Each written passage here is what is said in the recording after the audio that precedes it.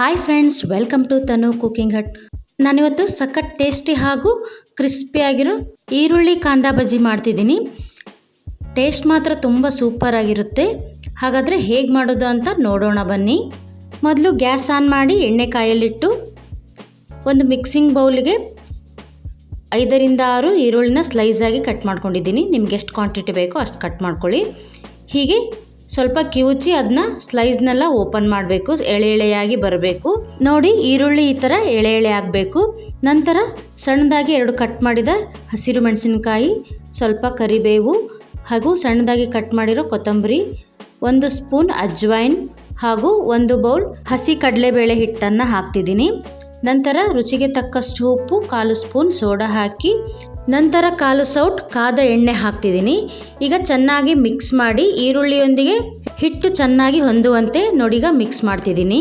ಅಷ್ಟರಲ್ಲಿ ನನ್ನ ಚಾನಲ್ಗೆ ಇನ್ನೂ ಸಬ್ಸ್ಕ್ರೈಬ್ ಆಗಿಲ್ಲ ಅಂದರೆ ಈಗಲೇ ಪಕ್ಕದಲ್ಲಿರೋ ಬೆಲ್ ಬಟನ್ನ ಪ್ರೆಸ್ ಮಾಡಿ ಸಬ್ಸ್ಕ್ರೈಬ್ ಆಗಿ. ನೋಡೀಗ ಮಿಕ್ಸ್ ಮಾಡಾಗಿದೆ. ಈಗ ನೀರು ಹಾಕಿ ಕಲಿಸ್ತಿದ್ದೀನಿ.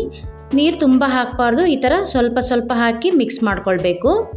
ಒಂದೇ ಬಾರಿ ನೀರು ಹಾಕಿ ಬಜ್ಜಿ ಬೋಂಡಾಗೆ ಕಲಿಸ್ತೇವಲ್ಲ ಆ ಥರ ಕಲಿಸ್ಕೊಳ್ಬಾರ್ದು. ನೋಡಿ, ಈ ಥರ ಬೇಕಾನ್ನಿಸ್ದಾಗ ಸ್ವಲ್ಪ ಸ್ವಲ್ಪ ನೀರು ಹಾಕಿ ಮಿಕ್ಸ್ ಮಾಡ್ಕೊಳ್ಬೇಕು.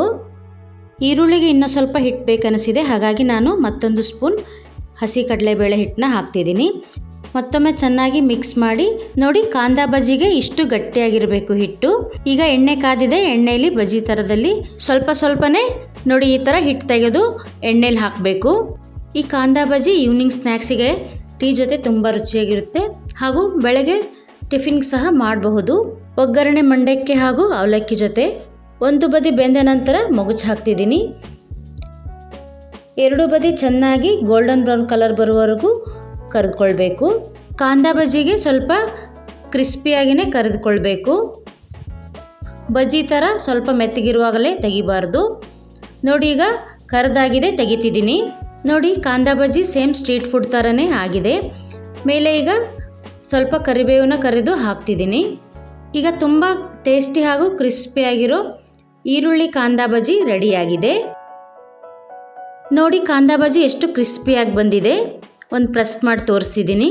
ಹಾಗಾದರೆ ನೀವು ಸಹ ಈ ಕ್ರಿಸ್ಪಿಯಾಗಿರೋ ಕಾಂದಾ ಬಜ್ಜಿ ಮಾಡಿ ಟೀಯೊಂದಿಗೆ ಎಂಜಾಯ್ ಮಾಡಿ. ಟೇಸ್ಟ್ ಹೇಗೆ ಬಂದಿದೆ ಅಂತ ಕಮೆಂಟ್ ಮಾಡಿ, ಲೈಕ್ ಮಾಡಿ, ಶೇರ್ ಮಾಡಿ, ಫಾಲೋ ಮಾಡಿ. ಹೀಗೆ ಪ್ರೋತ್ಸಾಹಿಸಿ. ಮತ್ತೊಂದು ರೆಸಿಪಿಯೊಂದಿಗೆ ಸಿಗೋಣ. Thank you.